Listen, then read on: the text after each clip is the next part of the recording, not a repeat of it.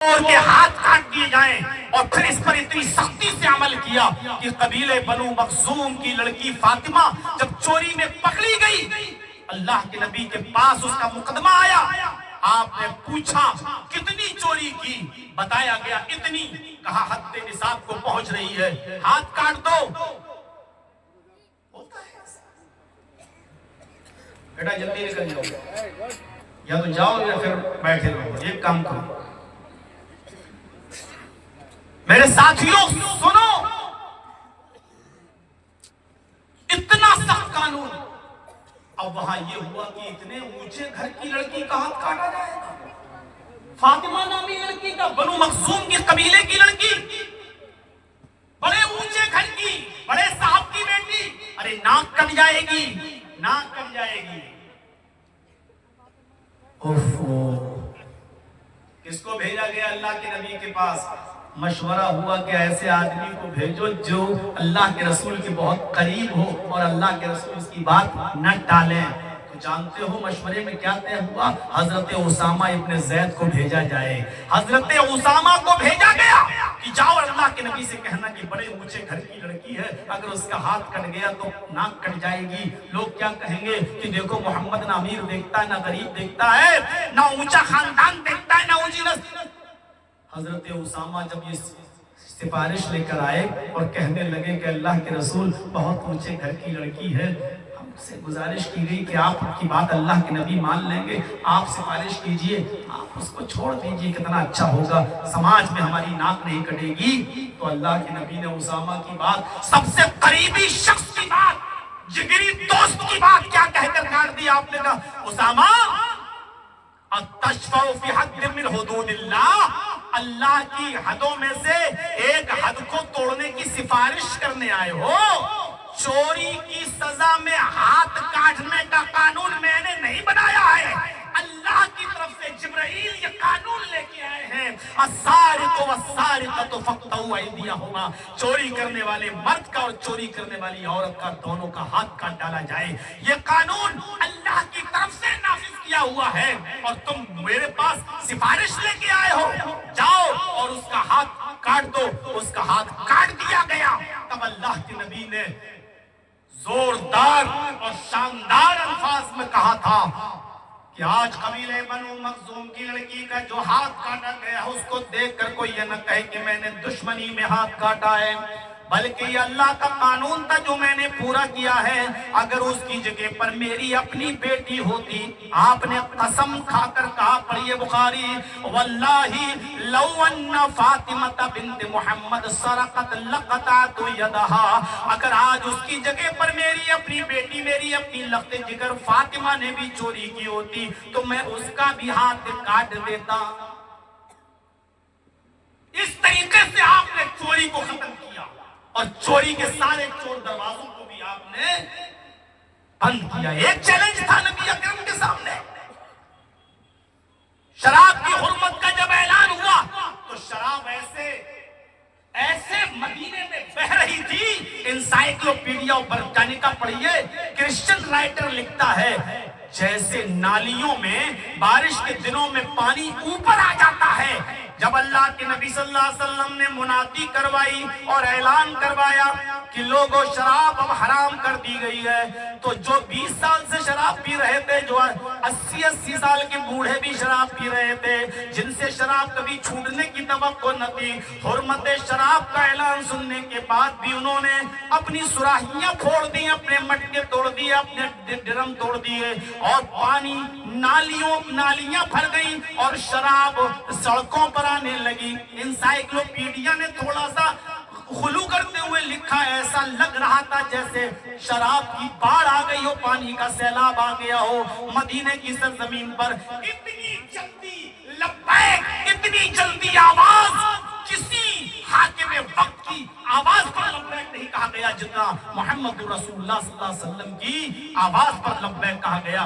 Government आज भी cigarette की डिब्बियों पर लिखती है, cigarette smoking is injurious to health, cigarette health के लिए नुकसानदेह है।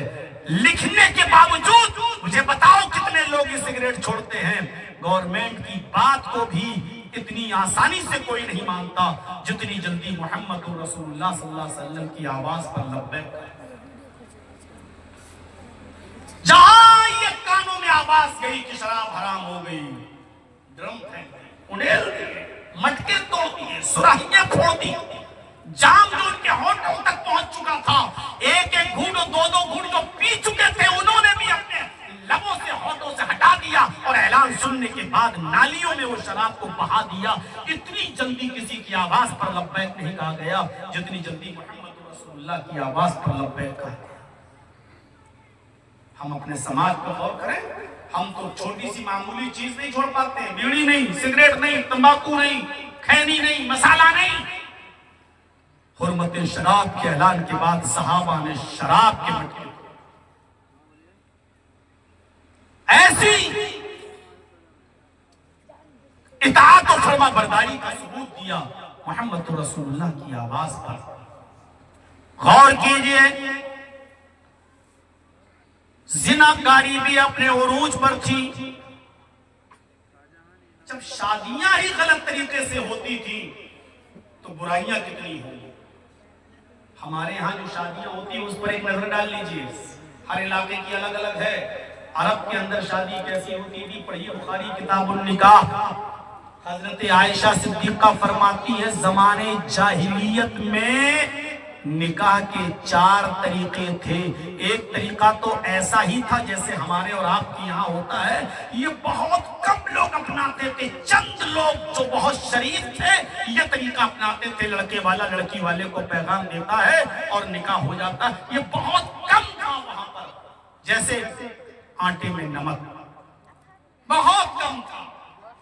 شادی کا جو ایک خطرناک طریقہ تھا بخاری کی روایت کے مطابق، اس طریقے پر ذرا غور کیجیے کیا تھا۔ یہ شادی تھی، ذرا سوچئے شادی جب ایسی ہوتی ہوگی تو برائیاں کیسی ہوتی ہوں گی۔ ایک لڑکا کسی لڑکی کو نکاح کا پیغام دیتا اور پھر وقت پر شادی ہوتی، ایک لڑکا کسی لڑکی کو نکاح کا پیغام دیتا، پھر شادی ہوتی، شادی کے بعد وہ اپنی بیوی کو اپنے گھر لاتا، لیکن اس کے ساتھ شب زفاف نہیں مناتا، رات نہیں گزارتا، نہیں، بیوی میری، لیکن وہ خود نہیں سوتا اپنی بیوی کے ساتھ۔ جس دن لایا اس دن آرام کروایا، کمرے میں بیٹھو لیٹو، خود نہیں گیا اس کے پاس، اور دوسرے دن اپنی بیوی کو اپنے کسی دوست کے حوالے کر دیا کرتا تھا۔ مفصل اگر آپ کو زمانے جاہلیت کے نکاح کی تفصیل پڑھنا ہو تو صفی الرحمن صاحب مبارک پوری رحمت اللہ علیہ کی کتاب الرحیق المختوم کے اندر جہاں زمانے جاہلیت کا ذکر کیا گیا وہاں یہ منظر دیکھ سکتے ہیں، پڑھ سکتے ہیں آپ۔ حضرت صفی الرحمن صاحب مبارک پوری رحمت اللہ علیہ نے لکھا ہے بخاری کے حوالے سے کہ یہ اتنا برا دستور تھا کہ لڑکا اپنی بیوی کو کسی دوست کے یا کسی دوسرے کے حوالے کر دیتا تھا۔ وہ لڑکا، وہ اس کا دوست، اس کی بیوی کو اپنے ساتھ لاتا تھا اور اپنے پاس رکھتا تھا، اور اتنے دن وہ اپنے پاس رکھتا تھا جب تک کہ اس آدمی سے حمل نہیں ٹھہر جاتا تھا، گربھ نہیں ٹھہر جاتا تھا۔ اس کی بیوی جو اس نے دوسرے کو پیش کی ہے اس آدمی سے پریگننٹ نہیں ہو جاتی تھی تب تک اپنے گھر نہیں بلاتا تھا، اور جب وہ اس کا دوست اس کو بتاتا کہ تمہاری بیوی پریگننٹ ہو گئی، حاملہ ہو گئی، تب یہ اس کو بلا کر لاتا اور اس کو اپنی بیوی بناتا، اپنے گھر لاتا، اور ایسا اس لیے کیا جاتا کہ ان کا عقیدہ، ان کی آستھا، ان کا بلیف یہ تھا، ان کا وشواس یہ تھا کہ ایسا کرنے سے بچہ نیک پیدا ہوگا، ایسا کرنے سے بچہ شریف اور نیک پیدا ہوگا۔ یہ شادی تھی، شادی، یہ دوسرا طریقہ تھا شادی کا۔ پہلا طریقہ میں بتا چکا ہوں وہی تھا جو آج ہمارے اور آپ کے یہاں لیکن بہت کم لوگوں میں۔ دوسرا طریقہ یہ تھا شادی کر کے لاتا، خود نہیں سوتا، دوسرے کے حوالے کر دیتا، اس سے پریگننٹ ہو جاتی، تب اس کو لے کے آتا، اپنی بیوی بناتا، اور ایسا اس لیے کیا جاتا تاکہ بچہ نیک پیدا ہو۔ شادی کا ایک تیسرا طریقہ دیکھیے کیا تھا، ایک ہی لڑکی کے پاس 3 سے زیادہ اور 10 تک لوگ جاتے تھے، 3 4 5 6 7 8 9 10 سے زیادہ نہیں، ایک ہی لڑکی کے پاس جاتے، اس کے ساتھ زنا کرتے، جب پتا چل جاتا کہ یہ پریگننٹ ہو گئی تب جانا چھوڑ دیتے، اور جب بچہ پیدا ہوتا تو وہ عورت ان سب کو بلاتی جتنے اس کے پاس جا چکے ہیں، 3 4 5 10 تک جتنے لوگ اس کے ساتھ زنا کیے، آج بچہ پیدا ہوا، وہ ان سب کو بلاتی اور کہتی کہ تم سب ہمارے پاس آئے، تم سب نے ہمارے ساتھ رات گزاری، ہمارے ساتھ شاریرک سمبند بنایا، ہمارے ساتھ تم لوگوں نے جسمانی تعلقات قائم کیے،